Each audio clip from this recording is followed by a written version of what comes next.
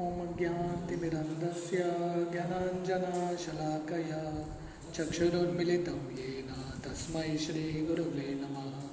श्रीचैतन्यमनोभीष्टं स्थापितं येन भूतले स्वयं रूप कदा मह्यं ददाति स्वपदान्तिकं।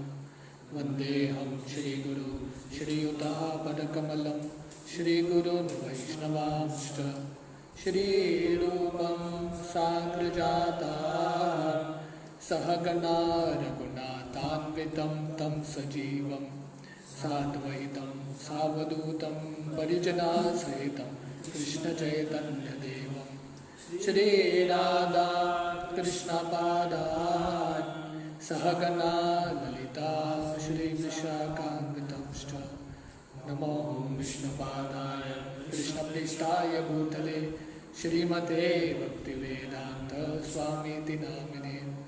नमस्ते सरस्वती देवे गौरवाणी प्रचारिणे निर्विशेष शून्यवादी पाश्चात्यदेशतारिणे वंशकल्पतरुभ्यश्च कृपा सिन्धुभ्यैव च पतितानां पावनेभ्यो वैष्णवेभ्यो नमो नमः। जय श्री कृष्ण चैतन्य प्रभु नित्यानंद श्री अद्वैत गदाधर श्रीवासादि गौर भक्तवृंद। हरे कृष्णा कृष्णा कृष्णा हरे हरे, हरे राम राम राम हरे हरे। हरे कृष्ण। टेक्स्ट 17। तस्यैवं वर्तमानस्य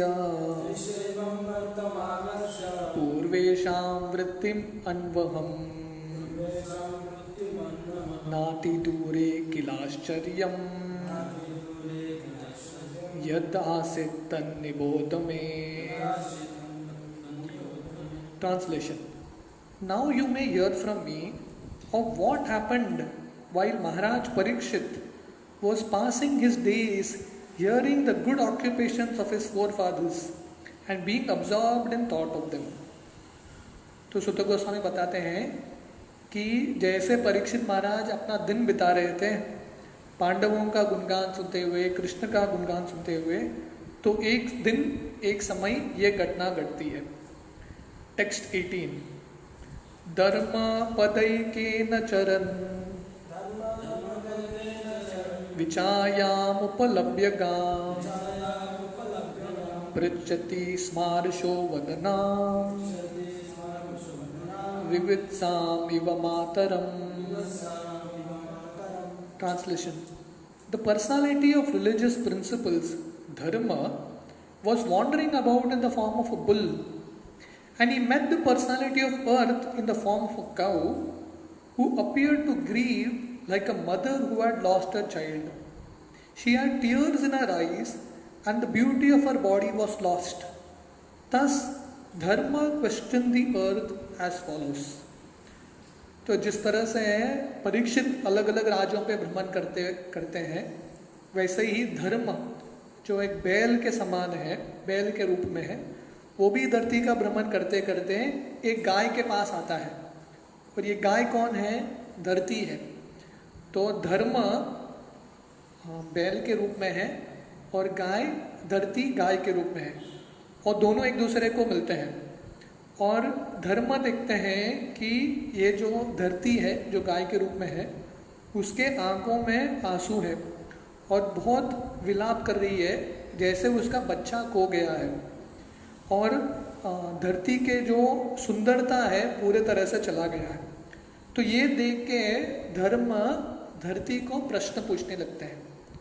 तो ये जो अगला अध्याय का सेक्शन है, धर्म और धरती के बीच में प्रश्न उत्तर है, डिस्कशन, संवाद दोनों के बीच में। Purport. The bull is the emblem of moral principle and the cow is the representative of the earth. तो बैल धर्म का प्रतिनिधि है और गाय धरती का प्रतिनिधि है। When the bull and the cow are in a joyful mood, it is understood that the people of the world are also in a joyful mood. Check test होता है ना, हर एक चीज़ का एक टेस्ट होता है। हाँ, एक केमिकल है वो अल्कलाइन है कि एसिडिक है, वो टेस्ट करने के लिए लिटमस पेपर डालते हैं, उसका कलर बदल गया तो अल्कलाइन है, एसिडिक है, तो एक टेस्ट होता है हर एक चीज़ का। तो वैसे ही या चावल कोई पका रहा है, कैसे समझ में आएगा कि चावल पक गया? एक दाना लेके दबा के देखो, पक गया मतलब पूरा चावल पक गया, हर एक दाने को देखने की ज़रूरत नहीं है। तो वैसे ही समाज कुशल मंगल है कि कैसे पता चलेगा? ये दो व्यक्ति को देखो, बैल और गाय, ये दोनों खुश हैं तो समाज खुश है। बैल और गाय दुखी हैं तो समाज दुखी रहेगा। The reason is that bull helps production of grains in the agricultural field and the cow delivers milk, the miracle aggregate food values. तो क्यों बैल और गाय महत्वपूर्ण है? तो बैल और गाय हमारे लिए माता और पिता की तरह है। जैसे पिता बाहर जाके काम करते हैं, बैल खेत को चलाने में, एग्रीकल्चर करने में मदद करती है, और गाय क्या करती है? दूध देती है, जो पी के अद्भुत चीज़ है, जिससे शरीर का भी वर्धन होता है और आत्मा और मन का भी वर्धन होता है। तो human society therefore maintains these two important animals very carefully so that they can wander everywhere in cheerfulness. तो इसलिए मनुष्य का कर्तव्य है कि ये दो प्राणियों को बहुत ध्यान से रक्षण करना, ताकि जहाँ पे जाएं ये दो प्राणी खुश रहेंगे। तो ये दो प्राणी खुश रहेंगे तो ऑटोमेटिकली कुशलता आती है। देखिए, दुनिया में भगवान ने कुछ नियम बनाए हैं, भगवान के नियम के अनुसार हम चलेंगे तो दुनिया में खुशी रहेगा। तो ये भगवान का नियम है, भगवान चाहते हैं कि बैल और गाय का सम्मान होना चाहिए। तो जब वो नियम हम पालन करेंगे, ऑटोमेटिकली मनुष्य समाज में शांति और कुशलता रहेगा। But at the present moment in this age of Kali, both the bull and the cows are now being slaughtered and eaten up as foodstuff by a class of men who do not know the Brahminical culture. पर अभी कलयुग में गाय और बैल को इतने भरे मात्रा में उसका कत्ल हो रहा है, भरे मात्रा में कत्ल का, भर भर के ट्रक में लेके जाते हैं गाय और बैल को और मार देते हैं। किसके लिए? खाने के लिए। क्योंकि इन लोगों को पता ही नहीं है ब्राह्मणिकल कल्चर, हमारा जो वैदिक संस्कृति क्या है उनको पता नहीं। The bull and the cow can be protected for the good of all human society simply by spreading of brahminical culture as a top most perfection of all cultural affairs. तो इसलिए गाय और बैल की रक्षा करना है तो पहले वैदिक संस्कृति चाहिए। क्यों करना चाहिए वो पता होना चाहिए। जब तक वो ज्ञान नहीं है तब तक गाय और बैल की कोई रक्षा नहीं करेगा। जब तक व्यक्ति इंद्रिय भोग के चिंतन में रहता है तो उसको लगता है गाय और बैल की ज़रूरत क्या है। पर व्यक्ति जब आध्यात्मिक ओर जाता है उसको पता है नहीं, गाय और बैल की ज़रूरत है। The bull and the cow can be protected for the good of all human society by spreading the brahminical culture. By advancement of such culture the moral of society is properly maintained and so peace and prosperity are also attained without extraneous effort. तो जब हम ये Brahminical culture या वैदिक संस्कृति का पालन करेंगे, उसका रक्षण करेंगे, तो ऑटोमेटिकली दुनिया में बिना एक्स्ट्रा मेहनत के शांति आएगा, कुशलता आएगा, ऑटोमेटिक बाई प्रोडक्ट है।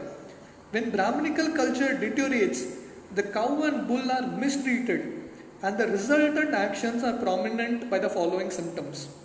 पर जब ये ब्राह्मणिकल संस्कृति है, वैदिक संस्कृति है, भगवान को पाने का जो चिंतन है समाज से निकल जाता है, तब क्या होता है? उसका तुरंत लक्षण है गाय और बैल पे अन्याय। मतलब हमारे जो भगवान के साथ कनेक्शन है योग से बहुत दूर हो चुके हैं। तो ये कलयुग के शुरुआत में ये संवाद होता है, पर अभी भी देखेंगे जो धर्म अभी प्रश्न पूछ रहे हैं, धरती को पूछने वाले हैं प्रश्न को, वो सब चिन्ह कलयुग में दिखने लगते हैं। तो जब तक ये दो प्राणियों का रक्षा नहीं होता तब तक समाज में शांति नहीं होगा। टेक्स्ट 19। धर्म उवाच कचित भद्रे नायमम आत्मनस्ते विचायासी म्लायतेषा मुखेन अलक्ष्ये भवतिम अंतर्धादिम दूरे बंधुम शोचसी कंचनाम्ब। Translation: Dharma in the form of a bull asked, "Madam, are you not hale and hearty? Why are you covered with the shadow of grief? It appears by your face that you have become black. Are you suffering from some internal disease, or are you thinking of some relative who is away in a distant place?" तो धर्म जो बैल के रूप में है, धरती जो गाय के रूप में है, उनसे प्रश्न पूछ रहे हैं कि मैडम, प्रभुपाद लिखते हैं भद्रे का मतलब है मैडम। तो पूछते हैं आप इतना दुखी क्यों हैं, आपके दुख का कारण क्या है? ऐसा लग रहा है कि आपके चेहरे से पूरा चेहरा काला पड़ गया है। आपका कष्ट क्या है? आपको कुछ बीमारी है क्या, या कोई रिश्तेदार है आपका जो दूर एक राज्य पे गया है, उसके बारे में आप चिंतन कर रहे हैं क्या? Purport: The people of the world in this age of Kali are full of anxieties. तो ये कलयुग का लक्षण है। कलयुग का लक्षण मतलब कुंठ, हमेशा कुछ न कुछ एंग्जाइटी है। एक प्रॉब्लम जाने से पहले दूसरा प्रॉब्लम जाने से पहले तीसरा प्रॉब्लम, तो हमेशा कुछ न कुछ कष्ट रहता ही है। चिंता हमेशा सताती है लोगों को। Everyone is diseased with some kind of ailment. तो ये और एक चिन्ह है कलयुग का। पहला तो हर एक व्यक्ति चिंतित है किसी न किसी कारण से। दूसरा, हर एक व्यक्ति को कुछ न कुछ बीमारी है। हर एक व्यक्ति को कोई बीमारी से मुक्त नहीं है। किसी का पैर दर्द होता है, किसी का सर दर्द होता है, अलग अलग बीमारी। नौजवान लोगों को भी राइट कुछ न कुछ बीमारी चलता रहता है। मानसिक बीमारी, शारीरिक बीमारी, continuous. From the very faces of the people of this age one can find out the index of the mind. तो इंग्लिश में सही है, चेहरा देख के मन में क्या अवस्था है पता चलता है। तो कलयुग के लोगों को चेहरा देख के पता चलता है कि जिंदगी में बहुत सारा कष्ट चल रहा है। Everyone feels the absence of a relative who is far away from home. तो ये भी कलयुग का और एक लक्षण है कि स्वयं के जो रिश्तेदार हैं जिनसे जनरली प्रेम मिलता है। पहले ज़माने में भारत में वो क्या बोलते हैं उसको, फैमिली, जॉइंट फैमिली होता था। जॉइंट फैमिली सब भाई, जितने भी भाई हैं उनके परिवार, दादाजी सब साथ में होते थे। अभी क्या है, न्यूक्लियर फैमिली है, छोटा छोटा फैमिली है और रिश्तेदार सब दूर दूर है। तो क्या होता है, जब घर में जॉइंट फैमिली होता है तो उसके साथ साथ एक प्रेम का भी रस मिलता है अलग अलग लोगों से। क्योंकि स्वयं के माता कितना प्रेम देंगे, जब उनसे प्रेम नहीं मिलता आप दादाजी के पास जा सकते हैं, नहीं तो काका के पास जा सकते हैं, पर वो सब अभी उपलब्ध नहीं है क्योंकि हर एक व्यक्ति दूर है कलयुग में। The particular symptom of the age of Kali is that no family is now blessed to live together. ये कलयुग का और एक श्राप है। श्राप क्या है, कोई भी साथ में नहीं रह सकता, परिवार साथ में नहीं है। माता पिता इंडिया में, बेटा अमेरिका में है, तीसरा कोई ऑस्ट्रेलिया में है, बेटी कोई साथ में है ही नहीं, अलग अलग दूर है। To earn a livelihood the father lives at a place far away from the son और द वाइफ, और the wife lives far away from the husband and so on. तो कलयुग के और एक ये चिंतन है, लक्षण है कि कमाने के लिए बहुत दूर जाना पड़ता है परिवार से। तो प्रभुपाद एक बार उदाहरण देते हैं उनके प्रवचन में। तो एक व्यक्ति था जो शादीशुदा था, उसके एक बच्चा था। तो क्या करता था, रोज़ बच्चा जब पैदा हुआ, बच्चा उठने से पहले ऑफिस निकल जाता था। स्पेशली बॉम्बे का ये लाइफस्टाइल है। 5 बजे जब हम मंगल आरती को उठते हैं, लोगों की ज़िंदगी शुरू हो जाता है, निकल जाते हैं ऑफिस के लिए, क्योंकि 2 घंटा 3 घंटा जाना है ऑफिस। तो सुबह सुबह निकल जाता था और रात को वापस आता था। जब वापस आता था बच्चा सो रहा है, सुबह जब गया बच्चा सो रहा है, पिता को देखा नहीं, रात को आया बच्चा सो रहा है। ऐसा 10 साल बीत गया। तो एक दिन उसके पिताजी घर में आए, बच्चा पूछ रहा है आप कौन हो। स्वयं के पिताजी को भी नहीं जानता, क्यों, देखा ही नहीं। जब भी वो उठता है ये निकले। तो ये कलयुग है, बहुत दूर जाना पड़ता है काम करने के लिए। लोग बॉम्बे से पूना जाके आते हैं काम करने के लिए, या बहुत बार प्रभुपाद उदाहरण देते हैं अमेरिका वगैरह में लोग फ्लाइट लेके जाते हैं, रोज फ्लाइट लेके किधर और बाजू के स्टेट में जाएंगे, वापस आएंगे, जाएंगे वापस आएंगे। ये उग्र कर्म है। There are sufferings from internal diseases, separation from those near and dear, and anxieties for maintaining the status quo. तो कलयुग में बीमारी है, मानसिक बीमारी है, शारीरिक बीमारी है, उसके ऊपर जो हमारे सगे संबंधी है जिनसे हमको प्रेम मिलना चाहिए वो सब लोग बहुत दूर है, और अपना स्टेटस को मेंटेन करने के लिए, अपना जो समाज में स्थिति है वो मेंटेन करने के लिए, मान सम्मान मेंटेन करने के लिए बहुत संघर्ष करना पड़ता है। These are but some of the important factors which make people of this age always unhappy. तो ये सब कारण के वजह से कलयुग के लोग हमेशा दुखी रहते हैं। टेक्स्ट 20, पादे न्यूनम सोचसी मयि कपादम, आत्मानं वा वृषलेर्भोक्ष्यमानम्,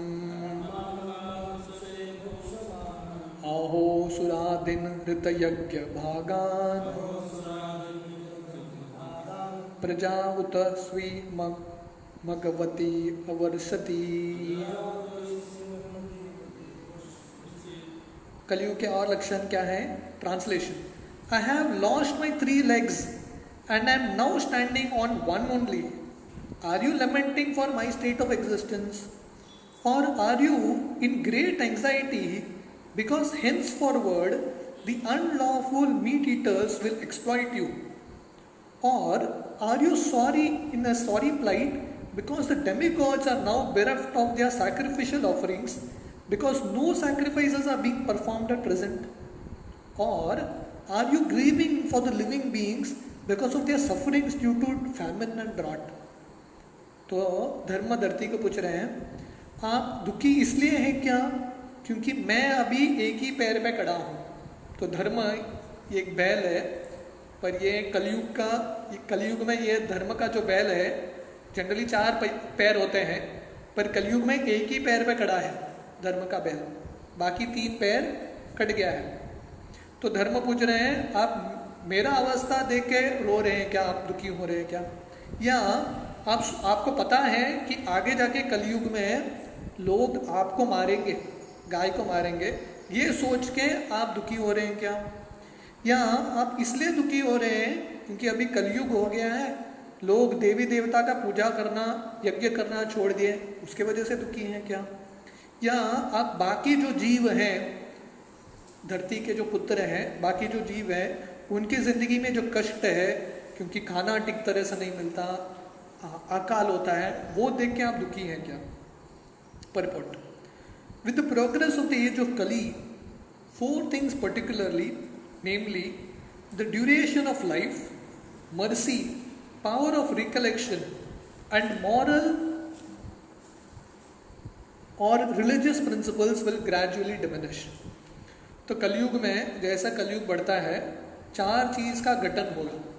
पहले आयु, दूसरा कृपा, किसी को किसी पे कृपा नहीं रहेगा, सब स्वार्थी ही बनेंगे, अपना स्वार्थ भरने के लिए लोग कुछ भी करेंगे।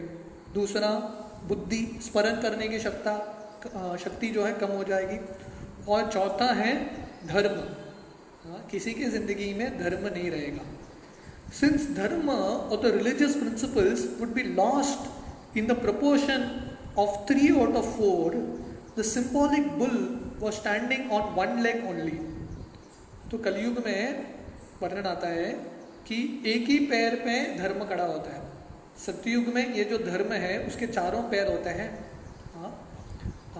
त्रेता युग में 1 पैर निकल जाता है धर्म का, द्वापर युग में 2 पैर निकल जाता है, और कलयुग में 3 पैर। ओनली 3/4 निकल गया, 1/4 धर्म रह गया। When 3/4 of the population of the world become irreligious, the situation is converted into hell for the animals. तो जब 3/4 population, 75% population पूरे दुनिया का, कलयुग का चिन्ह है वो, पूरे तरह से आध्यात्मिक बन जाता है, तब क्या होता है? पशुओं के लिए नरक बन जाता है। पशु के जिंदगी में, पशु के शरीर में जन्म लेना मतलब नरकीय स्थिति है, क्योंकि मनुष्य ऐसे पशुओं को मार देंगे। In this age of Kali, godless civilization will create so many so-called religious society in which the personality of Godhead will be directly or indirectly defied. तो ये और एक कलयुग का चिन्ह है कि कलयुग में हालांकि बहुत सारे धार्मिक संस्था होंगे, पर धर्म के नाम पे नास्तिकवादी होगा। धार्मिक स्पिरिचुअल ऑर्गेनाइजेशंस पर भगवान पे विश्वास नहीं करते, भगवान को मानते ही नहीं है, सब कुछ निराकार बोलते हैं। And thus faithless societies of men will make the world uninhabitable for the saner section of people. तो इस तरह से कलयुग में, जैसे कलयुग बढ़ता है, जो नास्तिक लोग हैं जिनके पास कुछ श्रद्धा ही नहीं है ऊंची जिंदगी के बारे में, वेद के बारे में, जो इनोसेंट हैं, मासूम लोग हैं, उनके लिए ज़िंदगी बहुत कष्टमयी बनाएंगे। ऐसे मासूम लोगों को जीना ही मुश्किल हो जाएगा। There are gradations of human beings in terms of proportion of faith in the supreme person of Godhead. तो मनुष्यों के अलग अलग स्तर हैं, अलग अलग लेवल्स हैं, gradations. The first class faithful men are the Vaishnavas and the Brahmanas. तो सबसे बड़े जो मनुष्य हैं, सबसे ऊंचे वो कौन है? वैष्णव और ब्राह्मण, जो भगवान पे पूरा विश्वास करते हैं। Then the Kshatriyas, उसके बाद क्षत्रिय। Then the Vaishyas, उसके बाद वैश्य। Then the Shudras, उसके बाद शूद्र। उसके बाद कौन है? म्लेच्छ, यामना एंड एट लास्ट चांडाल। तो ये ग्रेडेशन है मनुष्य के। कलयुग में कौन है? सब मैक्सिमम लोग शूद्र हैं और उससे ज़्यादा लोग म्लेच्छ, यावन, चांडाल। म्लेच्छ कौन है? जो पशुओं का मांस खाते हैं, पशुओं को मार के गायों का मांस खाता है, ये सब म्लेच्छ है। The degradation of human instinct begins from the mlecchas and the chandala state of life is the last word of inhuman degradation. तो जो म्लेच्छ है, मनुष्य जिंदगी मैक्सिमम मनुष्य म्लेच्छ बन गए, पशु की हत्या करते हैं, गायों की हत्या करते हैं, तो म्लेच्छ बन गए। वो म्लेच्छ से नीचे गिरते गिरते चांडाल की अवस्था में आते हैं। चांडाल मतलब जो कुत्ते को भी खाते हैं, मतलब उनकी जिंदगी में कुछ भी शुद्धता रहा ही नहीं, पशुओं की तरह भांति बन गए। All of the above terms mentioned in Vedic literatures are never meant for any particular community or birth. There are different qualifications of human beings in general. तो ये अलग अलग जो स्तर हैं, जन्म के ऊपर नहीं है, किसके ऊपर है? उनके कर्म और गुण के ऊपर। There are different qualifications of human beings in general. There is no question of birthright or community. तो ये कम्युनिटी की बात नहीं हो रहा है, मैं ब्राह्मण परिवार में जन्म हुआ हूँ, वो उसकी बात नहीं हो रही है। चिंतन क्या है, मनस्थिति क्या है व्यक्ति की। One can acquire the respective qualifications of one's effort, and thus a Vaishnava can become a Mleccha, or the Chandal can become more than a Brahmana, all in terms of their association and intimate relation with the Supreme Lord. तो गुणों के अनुसार, संग के अनुसार व्यक्ति का स्वभाव चेंज होता है। अगर कोई वैष्णव है, ब्राह्मण है, पर बुरे आदत में जाता है, ऐसा वैष्णव ब्राह्मण भी म्लेच्छ बन सकता है। या अगर कोई चांडाल है पर वो भगवान की भक्ति करने लगता है, ऐसा वैष्णव बन सकता है। सत्कर्मो निपुणो विप्रो मंत्र तंत्र विशारद वैष्णवो गुरु न स्यात् वैष्णवो स्व पचो गुरु।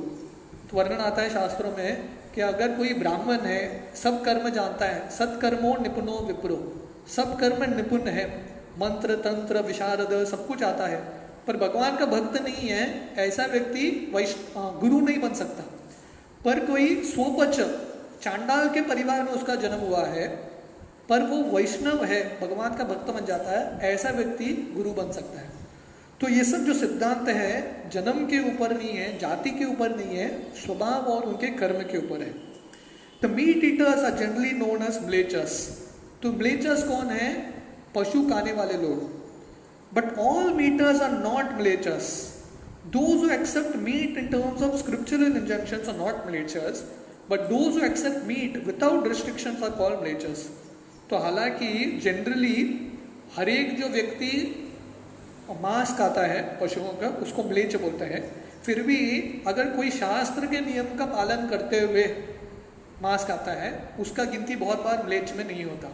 पर वो शास्त्र के विधि को छोड़ के कत्ल खाने में जाके मांस खरीदता है, ये सब म्लेच्छ है। sheep is forbidden in the scriptures and the bulls and the cows are offered special protection by the followers of the Vedas. तो वेद में वर्णन आता है कि मांस भी खाना है, कभी भी गाय और बैल का नहीं. This is not allowed. But in this age of Kali, people will exploit the body of a bull and the cow as they like, and thus they will invite sufferings of various types. पर कलयुग में लोग बैल और गाय के शरीर को इतना कष्ट देंगे, उसका मांस खाएंगे और उसके वजह से उनके पूरे जिंदगी में कष्ट आएगा. शास्त्रों में वर्णन आता है, जो गाय की हत्या करता है, गाय को कष्ट देता है, गाय के शरीर में जितने बाल हैं उतना बार उसको जन्म लेना पड़ेगा, कष्ट भुगतना पड़ेगा. The people of this age will not perform any sacrifice. तो और एक लक्षण है धर्म यहाँ पे बोल रहे हैं कि कलयुग के लोग कुछ भी यज्ञ नहीं करेंगे. The mleccha population will care very little for performance of sacrifice, although performance of sacrifice is essential for persons who are engaged in material sense enjoyment. तो हालांकि जो क्योंकि म्लेच्छ है, कलयुग का जो प्रजा है, समाज है, लोग इतने गिर चुके हैं, उनके शास्त्र पे विश्वास नहीं है, इसलिए यज्ञ नहीं करेंगे, धार्मिक कार्य कुछ नहीं करेंगे. शास्त्र में लिखा है इंद्रिय भोग करने के लिए भी यज्ञ करना पड़ता है, पर लोगों को इसमें विश्वास नहीं है. In the Bhagavad Gita performance of sacrifice is strongly recommended. तो गीता में भगवान यज्ञ के बारे में बहुत जोर देते हैं. The living beings are created by the creator Brahma, and just to maintain the created living being progressively towards the path back to God, the system of performing sacrifice is also created by him. तो सब जीव जो है ब्रह्मा सृष्टि करते हैं हर एक जीव के शरीर का, और ब्रह्मा जी ये भी मार्ग देते हैं यज्ञ का, क्योंकि अगर इंद्रिय भोग भी करना है तो यज्ञ करते हुए ऐसा व्यक्ति धीरे धीरे अपने इंद्रिय भोग से शुद्धिकरण पा सकता है और भगवत धाम की ओर जा सकता है. The system is that living beings live on the produce of grains and vegetables, and by eating such foodstuffs they will get vital power of the body in the shape of blood and semen, and from blood and semen one living being is able to create other living beings. तो ये हमारा वैदिक पद्धति है कि धान्य और सब्जियां खाने से ऑटोमेटिकली शरीर में प्राण आता है. तो सबसे ज़्यादा प्राण शक्ति जो है धान्य और सब्जियां में है, जो डायरेक्टली सन के साथ उसका एक्सपोजर होता है, क्योंकि अल्टीमेटली प्राण देने वाला कौन है? सूरज है. तो डायरेक्ट जो शाकाहारी भोजन खाता है उसको प्राण बहुत मिलता है, और प्राण जो पदार्थ हैं जिसमें ज़्यादा प्राण है, सब्जियां हैं, दूध है, शाकाहारी धान्य है, ये सब खाने से हमारे खून और वीर्य होता है, और इससे और एक जीव भी उत्पन्न हो सकता है. But the production of grains, grants, etc. becomes possible by rain, and this rain is made to shower properly by the performance of recommended sacrifice. तो गीता में भगवान बोलते हैं तो हमको प्राण आने के लिए धान्य खाना पड़ेगा, पर धान्य कहाँ से आता है? बारिश से आता है. और बारिश कब आएगा? जब कोई यज्ञ करेगा. अन्नात् भवन्ति भूतानि पर्जन्यात् अन्न संभव यज्ञात् भवति पर्जन्यो यज्ञ कर्म समुद्भव. तो गीता में भगवान बोलता है तो अन्नात् भवन्ति भूतानि, लोग जीवित रहने के लिए हर एक जीवात्मा को अन्न चाहिए, पर अन्न कहाँ से आता है? पर्जन्यात् अन्न संभव, तो बारिश से अन्न आता है. यज्ञात् भवति पर्जन्यो, बारिश कब होगा? जब लोग यज्ञ करेंगे. यज्ञ नहीं करेंगे तो बारिश कब होगा? और यज्ञ क्या है? यज्ञ कर्म समुद्भव. तो अपना कार्य करते हुए भगवान की भक्ति करेंगे ठीक तरह से तो ऑटोमेटिकली यज्ञ होगा और बारिश आएगा और अन्न मिलेगा. तो ये सैक्रिफाइस है.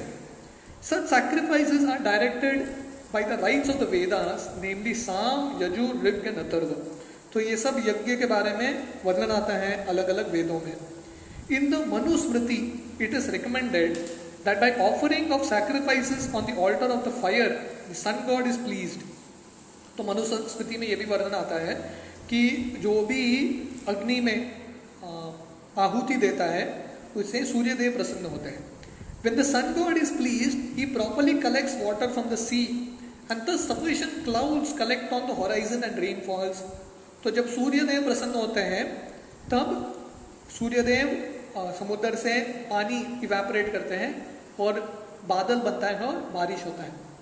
इसलिए जब गोवर्धन लीला होती है और जितने भी व्रजवासी हैं इंद्र की पूजा कर रहे हैं, वो पागल नहीं है, वो ये प्रथा को जानते हैं कि इन बारिश देने वाले इंद्र हैं, उनको संतुष्ट रखेंगे तो ऑटोमेटिकली बारिश आएगा। तो वैसे प्रॉपर बोल रहे हैं सूर्यदेव को संतुष्ट रखने से ऑटोमेटिकली बारिश आता है। After sufficient rain false there is sufficient production of grains for men and animals and thus there is energy in the living beings for progressive activity. तो बारिश होता है तब क्या होता है, बहुत सारा धान्य आता है, उसके वजह से मनुष्य के पास शक्ति है अलग अलग कार्य करने के लिए। अभी चाइना में लोगों के पास खाने के लिए धान्य नहीं है, क्योंकि पहले से कोरोना वायरस आ चुका है उधर, उसके वजह से लोगों के पास पैसा नहीं है। उसके बाद वो लोकस्ट अटैक, वो फ्लाइज आ चुका है, उन्होंने धान्य खा लिया है। तो इतना सब कुछ हो रहा है, उधर बाढ़ भी आ चुका है, इतना सब कुछ होके धान्य नहीं है। धान्य नहीं है तो लोग क्या खाएंगे? स्क्रू और नट बोल्ट तो नहीं खा सकते, मोबाइल फोन तो नहीं चपा सकते, धान्य चाहिए। और धान्य के लिए क्या करना पड़ेगा? देवताओं को प्रसन्न करना पड़ेगा। और देवता कब प्रसन्न होते हैं? जब हम कृष्ण को संतुष्ट करते हैं। समसिद्धिर हरितोषणम। The Mlechas, however, make plans to install slaughterhouses for killing bulls and cows along with other animals, thinking that they will prosper by increasing number of factories and live on animal food without caring for performance of sacrifice and production of grains. but जो म्लेच्छ हैं, जिनके पास बुद्धि नहीं है, वो क्या करते हैं? फार्मिंग करने से एग्रीकल्चर नहीं करते, हाँ, यज्ञ नहीं करते, वो लोग क्या करते हैं? कत्ल खाना खोलते हैं, बड़े मात्रा में बड़े बड़े कत्ल खाने, उसमें एक साथ हजारों गायों का हत्या हो सकता है। तो ये सब करने से क्या होगा? उनके लिए धान्य नहीं रहेगा, क्योंकि गाय को भी पालना है तो वो घास खाता है गाय, तो गाय के लिए कुछ खाने के लिए नहीं रहेगा तो आप मांस क्या खाएंगे? तो इसके लिए हमारा जो पूरा फोकस है मनुष्य समाज का हट गया है, जो सही चीज़ है वो नहीं करते हैं, जो उग्र कर्म है वो करते रहते हैं। But they must know that even for the animals, they must produce grass and vegetables, otherwise the animals cannot live. पर उनको जानना चाहिए कि पशु को भी खाने के लिए घास और धान्य चाहिए और सब्जियां चाहिए, पशु को भी खाने के लिए। तो आप पशु को मारने के लिए पशु को कुछ खिलाना पड़ेगा, उसके लिए इतना मेहनत करना पड़ेगा धान्य के लिए। उससे अच्छा है पशु की हत्या छोड़ो और सीधा जो धान्य है आप ही खा लो। And to produce grass for the animals they require sufficient rains. तो पशुओं का भी पालन करने के लिए घास चाहिए, और घास कब मिलेगा? जब बारिश होगा, और बारिश कब होगा? जब आप यज्ञ करेंगे। तो बेसिक आइडिया क्या है? जब तक हम यज्ञ नहीं करते तब तक ये जिंदगी में कुछ मिलेगा ही नहीं। Therefore, they have to depend ultimately on the mercy of the demigods, like the sun god, Indra and Chandra, and such demigods must be satisfied by performance of sacrifice. तो अल्टीमेटली हर एक को देवताओं की कृपा पे इनडायरेक्टली या directly भगवान की कृपा पे निर्भर है, क्योंकि देवता और भगवान कृपा नहीं दिखाते तो ये दुनिया में आपको कुछ नहीं मिल सकता, सब बंद हो जाएगा, एवरीथिंग विल स्टॉप। एक कोरोना वायरस आ गया, बाढ़ आ गया, बारिश नहीं हुआ, सब प्लान मिट जाएगा। तो इसलिए बुद्धिमत्ता है कि हम यज्ञ करें, कृष्ण को संतुष्ट करें, और जो सिंपल लिविंग है, सादा जीवन जिए, और पशु और गाय की हत्या को रोके, क्योंकि ये करने से ही हमारी ज़िंदगी में और समाज में कुशलता आएगा। तो ये तात्पर्य का और एक सेक्शन है, वो हम आज शाम को पढ़ेंगे। हरे कृष्ण।